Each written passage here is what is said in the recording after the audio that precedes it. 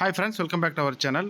So நமக்கு வந்து பார்த்திங்கன்னா அந்த 10th and 12th result public எக்ஸாமுக்கான ரிசல்ட்டுக்கு வந்து தள்ளி போவதற்கான வாய்ப்பு இருக்குது. சற்று முன் கிடைத்திருக்கக்கூடிய ஒரு பிரேக்கிங் நியூஸ் தான்.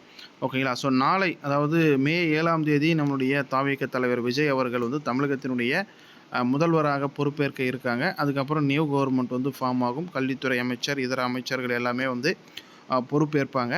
ஸோ அப்படி இருக்கக்கூடிய ஒரு சூழலில் ரிசல்ட் வந்து 8ஆம் தேதி வெளியாகுவதாக தயார் நிலையில் இருந்தது. ஆனால் வந்து இப்போ கிடைச்சிருக்கக்கூடிய சற்று முன் கிடைத்திருக்கக்கூடிய ஒரு பிரேக்கிங் நியூஸில் தள்ளி போக வாய்ப்பு இருக்குது. ஓகேங்களா? ஸோ அதுதான் ஒரு ரீசன். ஒரு நியூ கவர்மெண்ட் ஃபார்ம் ஆகுது, அது ஒரு ரீசன் மட்டும்தான். சரிங்களா? மற்றபடி ரிசல்ட் எல்லாமே தயார் நிலையில் இருக்குது. நமக்கு வந்து பார்த்திங்கன்னா ஒரு முதல்வர் வந்து பதவி ஏற்கணும். அதன் பிறகு வந்து கல்வித்துறை அமைச்சர் இவங்கெல்லாம் வந்து பதவி ஏற்கக்கூடிய சில நிகழ்வுகள்லாம் இருக்குது. அதன் பிறகு வந்து ரிசல்ட் வந்து வெளியிட போகிறாங்க. ஸோ தள்ளி போவதற்கான வாய்ப்பு இருக்குது. இது வந்து தமிழகத்தினுடைய நம்மளுடைய பள்ளி கல்வித்துறை வெளியிடக்கூடிய ஒரு செய்தி தான். ஓகேங்களா? ஸோ நம்ம சேனலை வந்து சப்ஸ்கிரைப் பண்ணி வச்சுக்கோங்க. அடுத்தடுத்த அப்டேட் வந்து அடுத்து எப்போ ரிசல்ட்டு, எப்படி ரிசல்ட்டு செக் பண்ணணும் எல்லாமே தொடர்ந்து வந்து அப்டேட் பண்ணுறோம். தேங்க்யூ.